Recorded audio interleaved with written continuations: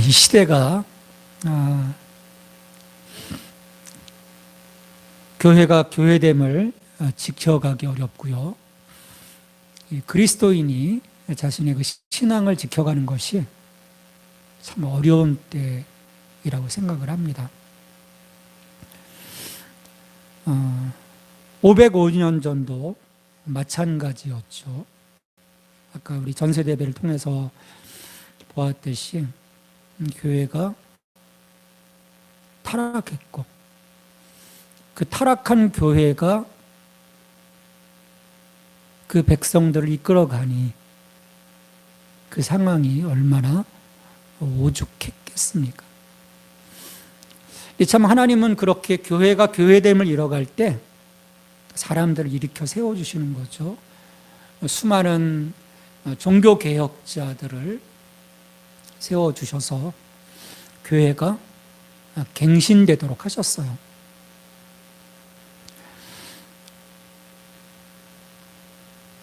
근데 이 505년이 된 이 시점에서 교회는 정말 하나님 기뻐하시는, 하나님 자랑스러운 모습으로 서 있는가?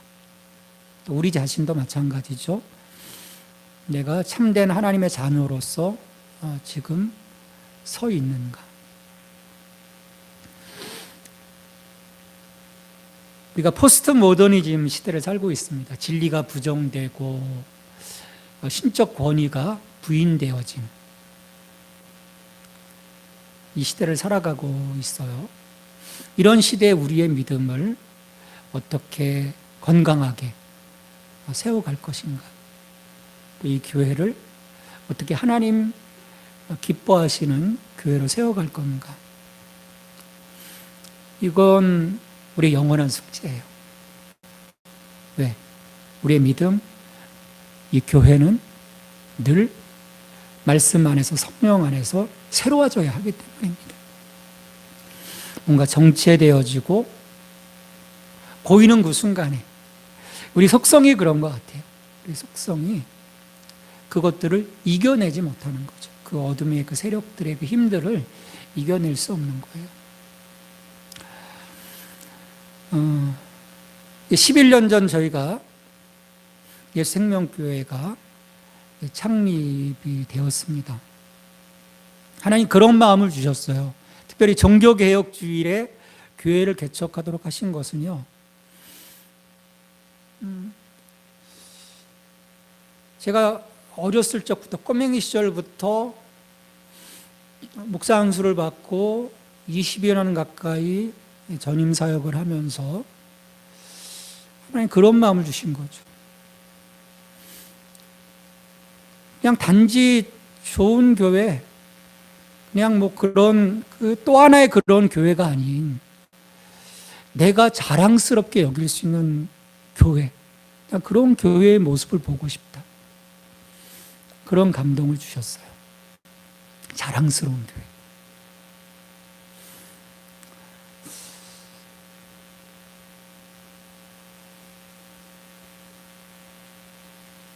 네, 그런 하나님의 뜻 가운데 하나님 정말 그 하나님 중심, 예수 중심의 교회를 세워가는 일,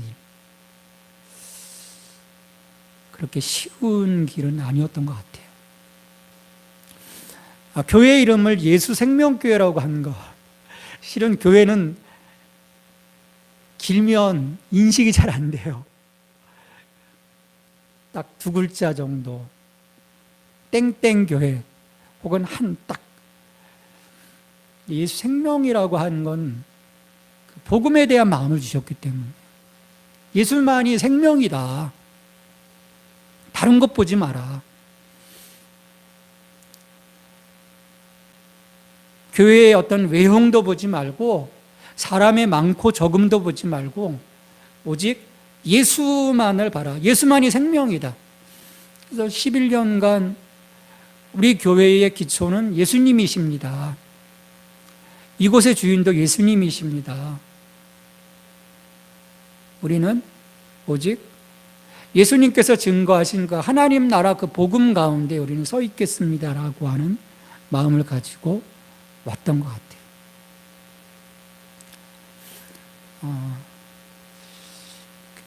이따가 우리가 슬라이드도 한번 이제 볼 예정이지만 예배 마치고 사진을 쭉 봤어요. 11년 전부터 사진부터 쭉 봤는데 딱 두 가지가 있더라고요.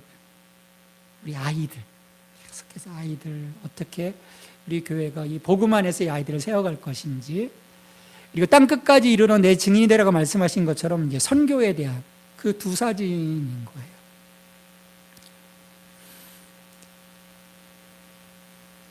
우리가 아직 가야 할 길은 멉니다. 그러나 이 길을 우리가 포기할 수는 없는 거죠. 다른 것 때문에. 왜? 하나님이 이 길을 기뻐하시니까. 그래서 20년, 30년, 40년 어느 시기까지 이 교회가 이 땅 가운데 존재할지 우리는 알 수 없죠. 왜? 지금까지 2000년의 역사 속에서 2000년 동안 이어져 온 교회는 없어요. 아니, 왜 복음의 진리 가운데 세워져 오는 교회인데 왜 2000년 동안 내려오지 못하지? 왜 없어질까?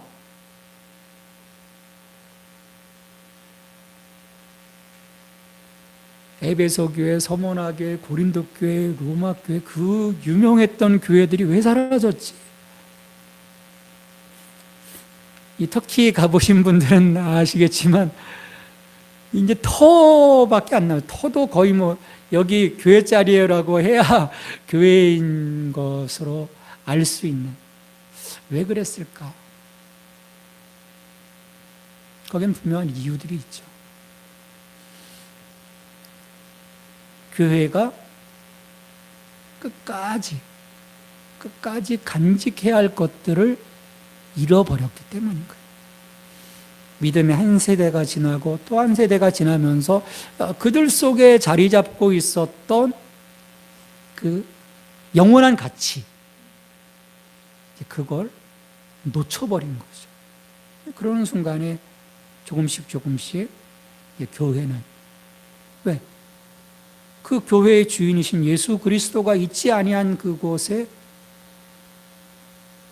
어떻게 교회가 지속될 수 있겠습니까? 교회는 예수 그리스도를 믿는 사람들의 회의인 거잖아요. 일상적인 사람들의 모임 속에서 교회는 자리 잡을 수가 없는 거죠. 그러니까 저희는 11년간 이걸 계속 확인해 왔어요. 또 많은 지체들이 이곳에 참여하면서 또 그런 것들을 느꼈다가 또 그런 갈등 속에서 그 문제 앞에서 그것들 넘어서지 못하고 떠나기도 하고. 저는 계속해서 이 길을 갈 거예요. 왜? 하나님이 이걸 원하시니까. 예수님께서 교회의 머리가 되십니다. 이 머리가 되시는 예수님께서 정말 원하시는 교회. 오늘 히브리서 이 전체 13장을 마무리하면서 그걸 좀 확인했으면 좋겠어요. 믿음의 어떤 위기 앞에 서 있었던 이 히브리 그리스도인들을 향해서 정말 예수님이 원하시는 게 뭘까? 어떤 교회의 모습으로 세워져 가는 것을 정말 기뻐하실까? 우리 하나님은 지금과 같은 이 교회를 꿈꾸셨을까? 보면 정말 그 메모드급의 교회들도 있어요. 또 중형 교회들도 있고 우리처럼 작은 교회도 있고 심지어 가정 교회도 있어요. 저는 전지전능하신 우리 하나님이시기 때문에 다 아셨을 거라 생각해요. 엄청난 그 교회들도 생각하셨을 거고 뭐 큰 교회, 중형 교회, 소형 교회, 가정 교회 다 생각하셨을 거예요. 자, 그러면 우리 주님이 보실 때 큰 교회는 잘했고 작은 교회는 못한 걸까요? 반대로 큰 교회는 무조건 잘못됐고 작은 교회는 잘 된 걸까요?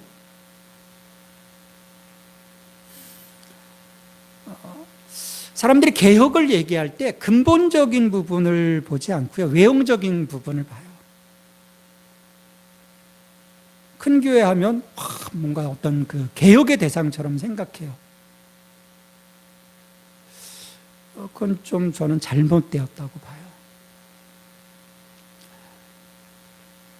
하나님은 분명히 말씀하셨어요. 사람을 외모로 취하지 아니하시고 그 마음 중심을 보신다고 했어요. 저는 이 원리가 이 전 세계에 걸쳐 있는 모든 교회들에게도 동일하게 적용된다고 생각을 합니다. 큰 교회든 작은 교회든 그들이 갖고 있어야 할 하나님 나라에 대한 핵심 가치가 없다면 크든 작든 하나님 앞에서 그건 이미 교회가 아닌 거예요.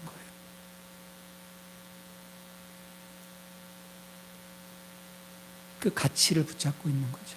예수님께서 이 땅에 처음 공생애에 그 사역을 내디딜 때 뭐라고 말씀하셨습니까? 회개하여라, 하나님 나라가 가까이 왔다라고 말씀하시면서 하나님 나라 복음을 전하셨거든요.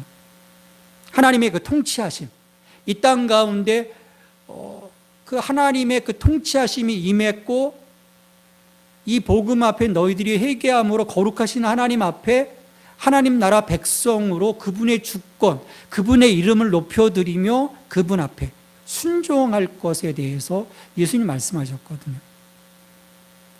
그러니까 우리의 이 복음은요, 예수님이 오셔서 우리에게 말씀하신 것, 그리고 우리를 초청하신 것은 한 개인 개인의 웰빙에 대한 부분이 아닌 거예요. 하나님의 나라가 임했고 이 땅 가운데 다시금 하나님의 주권이 이루어지고 있다라고 하는 그 부분을 선포하신 거거든요. 그래서 그 하나님 앞에, 그 예수 그리스도 앞에 너희들이 서 있을 때 그 하나님께서 본래 우리에게 선물해 주시는 그 모든 것들을 너희들이 풍성하게 누릴 수 있다라고 하는, 우리 에베소서에 보면 하나님의 그 신령한 복을 누릴 수 있다라고 하는 것을 말씀해 주신 거예요. 그런 점에서 볼 때 정말 하나님이 기뻐하시는 교회, 하나님이 기뻐하시는 그리스도인들은 어떤 가치, 어떤 삶, 어떤 믿음을 소유해야 될 것인지. 예수님이 하나님 나라를 이루기 위해서, 그것을 성취하시기 위해서 십자가를 지셨잖아요. 근데 오늘 12절 말씀에서 보면 예수님께서 그 십자가의 고난을 어디에서 당하십니까? 12절 말씀에 보면, 그러므로 예수도 자기 피로서 백성을 거룩하게 하려고 성문 밖에서 고난을 받으셨느니라 말씀을 합니다. 성문 바깥으로 나가셨어요. 성문 바깥으로. 유대교에서의 어떤 속죄제는 어린 양을 성전에서 잡아요. 그리고 불태우는 것을 바깥에 나가서 태워버립니다.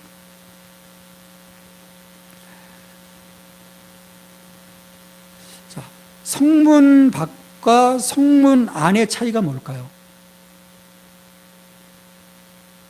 성문 안은요, 보호받을 수 있는 곳이에요. 지금은 그렇지 않지만 옛날에는 성문 안에 있다는 것은요, 특권 계층인 거예요. 가난한 이들, 소외된 이들, 그런 이들은 성문 바깥에서 살았어요. 보호받지 못했어요. 근데 그 예수님께서 고난의 짐을 지시고 성문 바깥으로 나가신 거예요. 성문 바깥으로.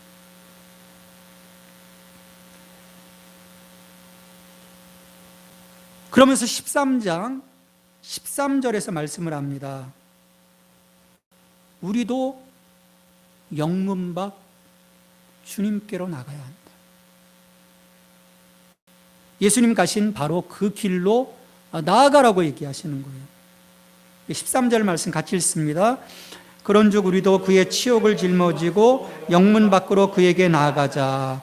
그러니까 예수님이 영문 바깥에서 고난을 받으셨던 것처럼 우리 역시 우리의 십자가를 지고 영문 바깥으로 나가야 한다는 거예요. 여러분, 이것이 진정 그리스도와의 연합의 사건의 출발점이에요. 나 그리스도와 하나 되었습니다. 그리스도와 연합했습니다라고 내가 말로서는 고백하지만 여전히 예수님이 말씀하셨던 것처럼 너를 부인하고 너의 십자가를 지고 나를 쫓으라고 말씀하셨을 때는 이 영문 안에 있는 것을 원하시는 것이 아니에요. 본인이 십자가를 지고 영문 바깥으로 나가셨던 것처럼 영문 밖으로 나오라는 거예요. 이게 그 당시 히브리 크리스찬들에게는 굉장히 중요한 거였어요. 영문 안에 있다는 것은요, 여전히 율법 안에서 자기의 의로 살아가기를 기뻐하는 바리새인들에 대한 모습이에요. 근데 예수님이 그것을 파해버리시고 영문 바깥으로 십자가 나가셔서 그 모든 것들, 그들의 특권, 그들의 모든 것들을 다 끊어버리신 거예요.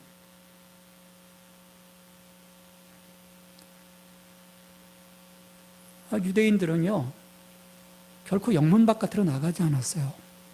그들은 영문 안에서요, 선민 사상 속에 자기들만, 그래서 나머지 모든 이방인들은 뭐였습니까? 개였어요. 근데 그건 주님, 그 하나님의 본래의 뜻이 아니었거든요. 영문 바깥으로 나가는 거예요. 주님이 그걸 끌어내시는 거죠. 지금 히브리 크리스찬들이 다시 영문 안으로 들어가려고 할 때 아니다. 우리가 가야 할 길은 그 안락함의 길, 자기들만의 개토화되어진 그 자리가 아니라 영문 바깥으로 나가 그분의 예수 그리스도의 그 치욕을 우리가 짊어지고 그분과 함께 그 길에 서 있는 것, 그것이 참된 교회의 모습이고 참된 크리스찬의 모습임을 오늘 말씀하시는 거죠. 우리가 그리스도와 동일시되기 위해서는 우리가 동일시된다고 하는 것은 세례 사건이거든요. 로마서 6장에서 말씀하고 있는 그리스도와 동일시되기 위해서는 우리가 치러야 될 대가가 있는 거예요. 그 안락한 영문 안으로 들어가서는 결코 우리 그리스도와의 진정한 연합이 이루어질 수 없다라는 거예요. 왠지 아십니까? 그건 하나님을 위한, 예수 그리스도를 위한, 성령님을 위한 삶이 아니고요, 자기를 위한 삶인 거예요. 그 영문 안에서 안주하는 삶, 이기적인 신앙의 모습인 거예요. 초대교회가 영문 바깥으로 나갔을 때는요, 그 어려움 박해의 시기 속에서도 그것들을 이겨내고 많은 이들이 그들의 신앙과 삶을 통해서 드러나는 예수의 그 복음을 통해서 더 많은 사람들이 그 자리로 나올 수 있었어요. 능력이 있었죠. 생명들을 살릴 수 있는 능력들이 있었죠. 근데 313년 공인이 되어지고 이어서 국교가 되어지고 교회가 다시 영문 안으로 들어가게 되잖아요. 자기들의 아성을 쌓아가게 되잖아요. 각각의 집에서 드리던 그 예배의 처소가 어마어마한 건물들이 막 국가에서 제공해지면서 예배드리기 시작하면서 그들은 점점 영문 안으로 들어가게 돼요. 그래서 일어난 게 수도원 운동이에요. 4세기에. 우리의 믿음은 이게 아닌데 왜 이렇게 교회가 잘못 가고 있지? 그래서 수도원 운동이 일어나서 나일강으로 사람들이 몰려들기 시작했죠. 성 안토니오의 독고수도를 비롯해서 수많은 사람들이요, 그 나일강 주변의 그 사막의 그 동굴 속으로 수없이 들어가요. 그런 그 독고 수도에 이어서 빠꼬미우스라고 하는 분을 통해서 이제 공수도, 그래서 수도원 운동이 일어나는 거죠. 근데 이 수도원 운동이요, 점점 수도원이 부자가 되면서 영문안으로 들어가며 이 수도원 운동도 쇠퇴하게 돼요. 우리가 끊임없이 주님의 길을 따라가지 않으면 우리의 모습은 정말 하나님의 길과는 다른 길을 가게 되는 것이라고 생각을 합니다. 이 사람들은요, 이 영문 안에 이 안락함과 풍성함에 속는 거예요. 우리 창세기에서 보면 롯이 뭐에 속습니까? 소돔과 고모라를 볼 때 보여지는 것에 속거든요. 그 풍성함과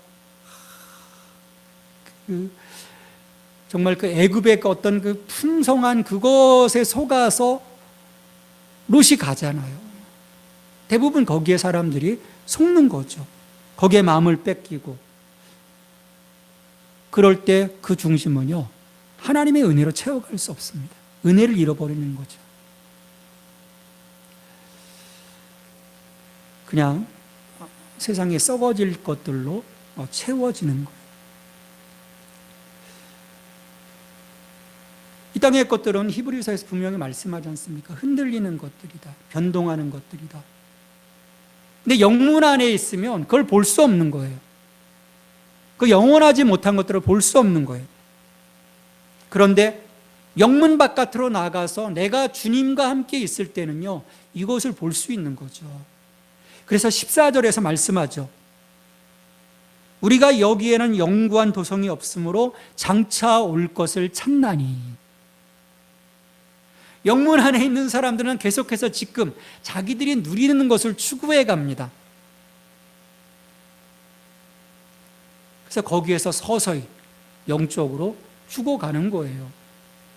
근데 영문 바깥으로 나와서 그리스도와 함께 있는 교회라면 이걸 볼 수 있는 거죠. 아, 우리가 바라봐야 할 것은 지금 여기에 있는 것들, 물론 이것을 내가 다 버리고 벌거벗은 몸으로 부정하고 세상을 부정하고 살아가라는 소리가 아닌 거예요. 아, 이것이 내가 쫓아갈 것이 아니구나. 이건 단지 내가 이 땅에서 하나님이 잠시 허락해 주신 것을 청지기의 역할을 통해서 누리는 것이지 이것이 나의 소유가 아님을 깨닫게 되는 그 시점은 영문 밖 그리스도와 함께 있을 때 이것들을 볼 수 있는 거예요.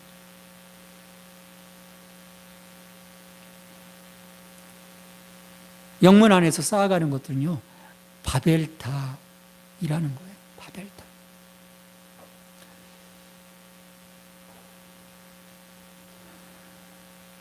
이렇게 우리가 영문 바깥으로 나갔을 때요, 우리가 봐야 할 것들을 보게 되는 거예요.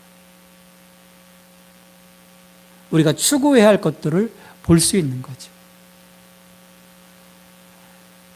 우리가 찾는 것은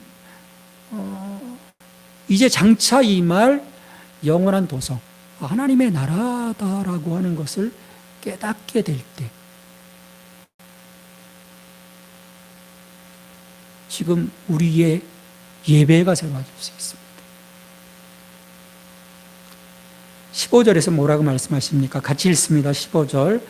그러므로 우리는 예수로 말미암아 항상 찬송의 제사를 하나님께 드리자. 이는 그 이름을 증언하는 입술의 열매니라. 우리가 구원받은 것은요, 하나님의 이름을 영화롭게 하기 위함이에요. 하나님 나라 복음을 전하고 하나님의 이름을 만방에 알리는 것입니다. 그게 우리 부르심의 목적이에요. 하나님의 자녀로서 하나님의 영광을 드러낼 수 있도록 하는.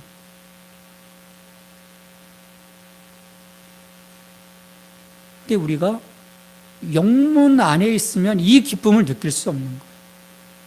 영문 밖에 있으면, 내가 그리스도와 함께 그분의 뒤를 쫓아가고 있으면 이 기쁨을 누릴 수 있는 거예요. 저는 이 기쁨이 여러분들의 삶에 원동력이 되기를 바라요. 이 기쁨이 없으면 우리의 신앙은 활력을 잃을 수밖에 없어요. 아니, 오히려 이게 짐이 될 수 있는 거예요. 내가 이렇게 예배 드려야 되는 거, 주일에 이 시간을 드리는 것조차 짐이 될 수 있는 거예요. 근데 우리가 바라봐야 하는 온전한 하나님 나라에 대한 가치를 우리가 깨닫게 되면 이 길에서 모든 것 감사하고 나갈 수 있는 힘을 얻게 되는 거죠. 그래서 골로새서 3장 17절의 고백처럼 우리가 감사할 수 있는 거예요. 무엇을 하든지 말에나 일에나 다 주 예수 이름으로 하고 그를 힘입어 하나님 아버지께 감사하라. 그렇지 않으면요, 감사할 수가 없어요.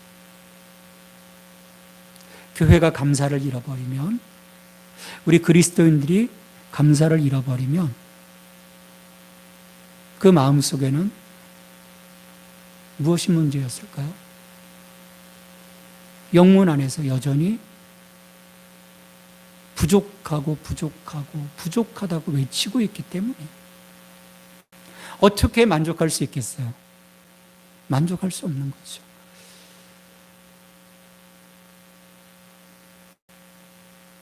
(20년) 넘게 제가 전임 사역을 하면서요, 하나님의 한 가지 정말 깨닫게 해주신 게 있어요.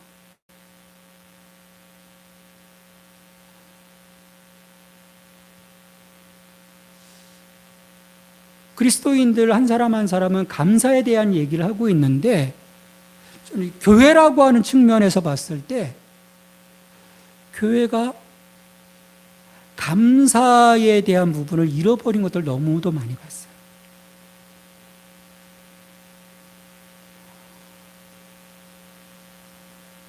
야, 이래서 문제야, 저래서 문제야, 교인이 줄었어, 헌금이 줄었어, 너희들 뭐해?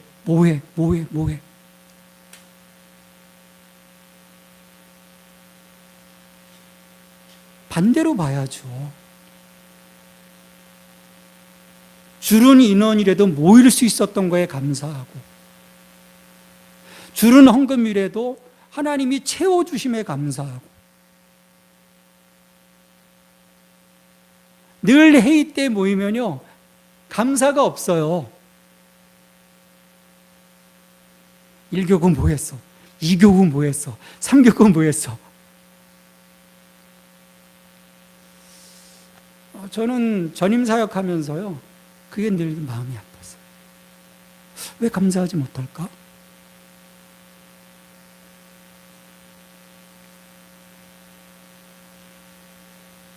저희 강동로회 안에 저희 기도처도 한 30여 개가 있고요. 저희처럼 이 작은 교회도 수십 교회가 있어요. 이렇게 모였을 때요, 감사보다는 우리 힘들어, 우리 어려워, 그런 얘기를 너무 많이 들어요. 감사를 잃어버린 거예요. 왜 감사를 잃었을까? 영문 안에서 뭔가 갖고 싶기 때문인 거예요. 뭔가 누리고 싶기 때문인 거예요. 근데 영문 바깥으로 나가면요, 이게 다 의미가 없는 거예요. 여러분, 영문 바깥으로 나가보십시오. 나의 이것들, 나의 어떤 그 마음속에 부여잡고 있던 것들을 다 내려놓고 내가 예수님을 진정 따르기 시작한다면 내가 지금까지 부여잡고 있었던 것들이 얼마나 의미 없는 것임을 보게 되는 거예요. 그래서 우리는 자꾸 나가야 되는 거죠. 영문 바깥으로 나가야 되는 거예요. 그분의 치욕의 현장으로. 그러면 거기서 자기 자신을 다 내어주시는 예수님을 만나게 되고요, 그분의 마음으로 내가 점점 동화되어져 감을 통해서 나도 내어놓기 시작할 수 있는 거예요. 우리의 예배가 하나님 앞에서 참으로 실제화되어지고 하나님이 기뻐하시는 그 예배가 되어지기 위해서는요, 바로 16절의 이 말씀이 이루어져야 되거든요. 근데 영문 안에 있을 때는 이렇게 할 수가 없는 거예요. 영문 바깥으로 나가서 예수님과 함께 있을 때 그분의 삶이 나의 삶이 되어지고 자연스럽게 그분이 나누어 주셨던 것처럼, 자기를 내어주셨던 것처럼 우리도 내어줄 수 있는 거예요. 16절에서 뭐라고 말씀합니까? 오직 선을 행함과 서로 나누어 주기를 잊지 말라. 하나님은 이 같은 제사를 기뻐하시느니라. 하나님이 이걸 기뻐하신다라는 거예요. 주님이 하셨던 것처럼 선을 행하라는 거예요. 그분이 자기의 모든 것을 나누어 주셨던 것처럼 나누어 주라는 거예요. 이걸 잊지 말라고 말씀하세요. 이게 하나님 기뻐하시는 제사이다라고 얘기하십니다. 최고의 제사라는 거예요.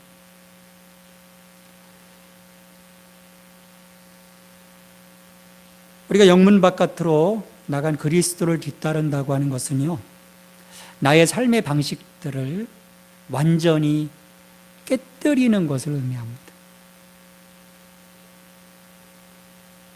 근데 이것 자체가 하나님께 삶으로 드리는 제사라고 얘기를 해요. 이 산제사를 하나님이 기뻐하시는 거죠. 우리가 참 제자라면, 그리고 온전한 교회라면 담대함과 기쁨으로 우리는 주님이 계신 영문 바깥으로 나서야 하는 것입니다. 이 내가 구축하고자 하는 이 영문한 울타리, 안전한 울타리를 넘어가지 않는 한 우리는 주님과 함께하는 게 아닌 거예요.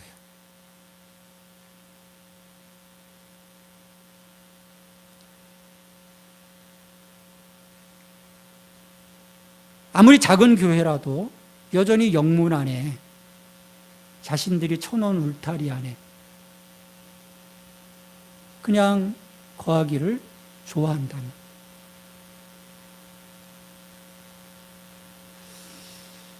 과연 하나님이, 우리 예수님이 뭐라고 말씀하실까? 우리 예수님 비유로 말씀해 주시잖아요. 그 마지막 심판 때를 얘기하면서 우리가 주의 이름으로 무엇도 했고 귀신도 쫓아내고 사람도 살리고 선한 일도 하고. 근데 예수님 뭐라고 말씀하세요? 내가 너를 도무지 알지 못한다. 이 사악한 자들, 하나님의 뜻대로 행하는 자들이라고 말씀하시거든요.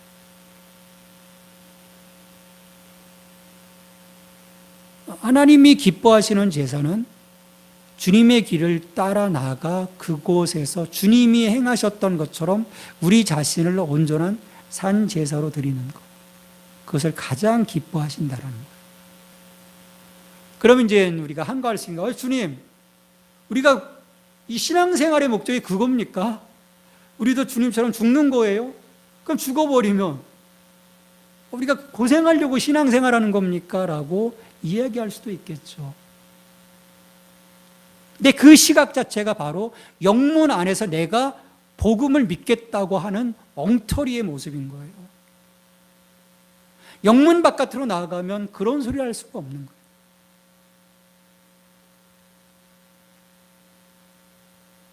영문 바깥으로 나가면요, 지금까지 내 인생 내가 책임졌던 거에서 나는 자유하게 되는 거예요. 여러분, 그게 복음인 거예요. 내 인생을 우리 하나님이, 우리 주님이 책임져 주시겠다는 거죠. 여러분, 저는 이게 복음의 반전이라고 생각해요. 그래서 주님이 말씀하신 거잖아요. 수고하고 무거운 짐진 자들아, 다 내게로 오라. 내가 너희를 쉬게 하리라. 내가 너에게 하는 멍에는 쉽고 가벼운 거야 라고 말씀하신 게 이건 거예요. 영문 안에 있는 한 스스로 얹어놓은 그 무거운 짐, 얽매기 쉬운 죄로 인해서 그는 점점 힘을 잃어갈 수밖에 없지만, 영문 바깥으로 나와 주님이 그 나의 모든 무거운 짐들을 다 벗게 하시고 그 수고로움을 갚아주신다. 이게 복음이에요. 근데 우리는 복음을 거꾸로 보는 것입니다. 영문 안에 복음이 있는 것으로 보는 거예요. 그건 가짜 복음인 거예요. 영문 바깥입니다.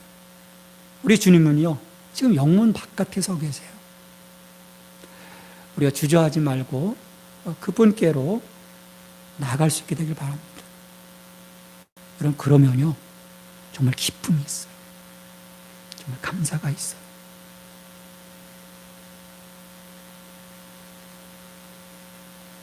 이것이 되어질 때요, 교회가 교회 될 수 있는 거예요. 우리 성도가 성도 될 수 있는 거예요. 그리고 우리들이 나가서 빛이 될 수 있고요, 소금이 될 수 있고요, 교회가 소망이 될 수 있는 거예요. 이게 없으면 아무것도 아닌 거예요. 왜 세상과 똑같은데 무엇이 될 수 있겠어요? 우리가 이 일에 함께 합시다. 작은 불꽃이지만 저는 늘 하나님 앞에 우리 교회가 작지만 강한 교회, 단지 강한 교회가 아니라 자랑스러운 교회가 되게 해주십시오. 늘 기도하고 있어요. 그 자랑스러움을 드릴 때 우리 하나님이 얼마나 흐뭇해 하시겠어요? 우리를 얼마나 기뻐하시겠어요? 이래 함께 기도하며 힘을 합쳐서 더욱더 주님이 기대하시는 그냥 또 하나의 교회가 아니라 정말 하나님 앞에 특별한 교회로 우리가 서가고, 우리가 또 이태원 이 자리에 자리 잡고 있는 한